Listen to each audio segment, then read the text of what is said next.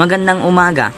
Ang ngayong lesson na ito ay tatalakayin natin ang kalinangan at pangkat etnolinguistiko ng mainland Timog Silangang Asya. Ang mainland Timog Silangang Asya ay binubuo ng Thailand, Myanmar, Laos, Cambodia at Vietnam. Dahil magkakadikit ang mga lupain, nagkaroon ng malawak na palitan ng mga tao, wika, produkto at kultura. Sa lahat ng bansa, ang Thailand ang isa sa pinakamakukulay sa usaping kultura at pangkat etnolinguistiko. Sa ariling ito, tatalakayin natin ang 1. Ano ang kalinangan? 2. Ano ang pangkat etnolinguistiko? 3. Ano ang mga pangkat sa Thailand? 4. Paano sila nagkakaiba at nag-uunayan? Ano ang kalinangan? Ang kalinangan ay kabuoang paraan ng pamumuhay ng isang lipunan. Kabilang dito ang paniniwala at relihiyon, tradisyon at ritual, sining, musika, sayaw, pagkain at pananamit, arkitektura at paraan ng pagpapahalaga, gawi, asal at pag-uugali. Sa madaling salita, ang kalinangan ay paano namumuhay ang mga tao. Kalinangan ng Thailand.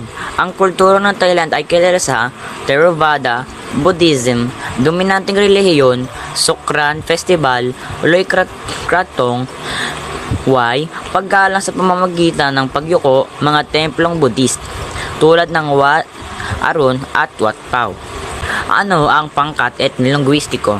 Ang pangkat etnolinguistiko ay isang grupo ng tao na may iisang lahi, iisang pinagmulan at iisang wika o dialekto. Kasama rin dito ang ibang kauliglian, relihiyon, tradisyon ng grupo o sa madaling salita, kanino sila nabibilang bilang grupo. Mga pangkat etnolinguistiko sa Thailand. Number 1. Central Thai. Pinakamalaki, nasa central na bahagi, gumagamit ng standard, pinaka-impluential na sa bansang kultura. Number 2. Lao.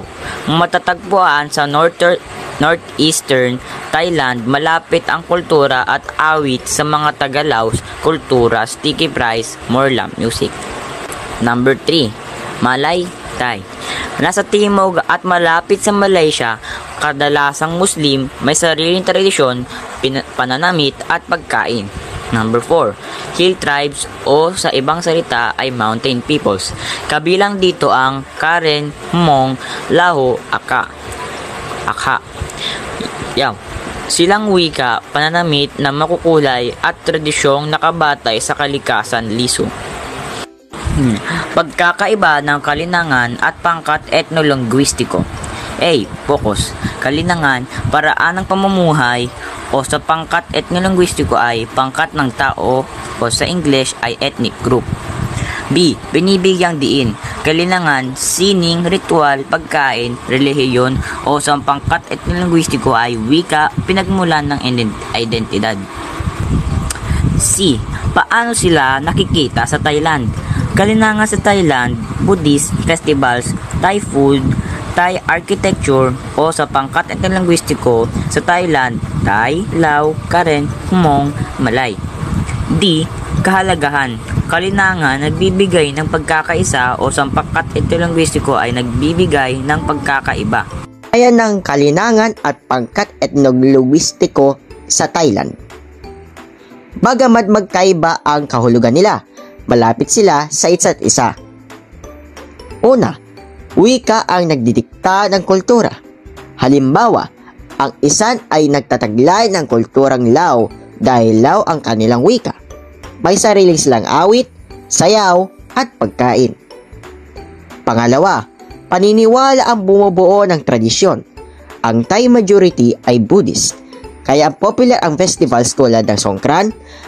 Ang Malay Thai ay Muslim, kaya kakaiba ang kanilang kasuotan at pagkain. Pangatlo, geografiya, ang nag-aambag sa pagkakaisa. Ang mga hill tribes sa kabundugan ay may kultura na nakabatay sa kalikasan at tradisyonal na pananamit. Pangapat, pambansang kultura versus lokal na kultura. Ang Central Thai culture ay naging national culture ng buong Thailand. Ngunit, nananatili ang sariling tradisyon ng iba't ibang pangkat etnolinguistiko.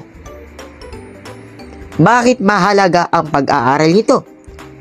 Una, naiintindihan natin ang pagkakaiba na tutuklasan natin na hindi isang grupo lang ang bumubuo sa Thailand. Maraming wika, lahi at tradisyon ang nagpapakulay dito. Pangalawa, nakikita natin ang ugnayan ng wika at kultura. Kapag nag-iba ang wika, nag-iiba rin ang gawi, reliyon, pagkain, musika.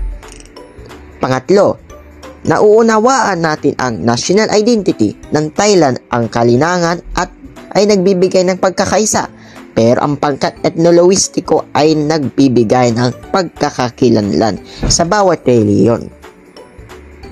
Buod na mahabang aralin, ang kalinangan ay kultura o paraan ng pamumuhay. Ang pangkat etnolowistiko ay pangkat ng tao batay sa lahi, wika at pinagmulan.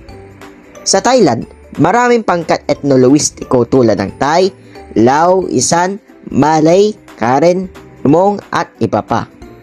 Ang kultura ng Thailand ay naimpluwensyahan ng mga grupo ito. Magkaiba ang konsepto pero malapit ang ugnayan. Ang pagkakaiba-iba ng grupo ay nagbibigay ng mayamang kalinangan sa bansa.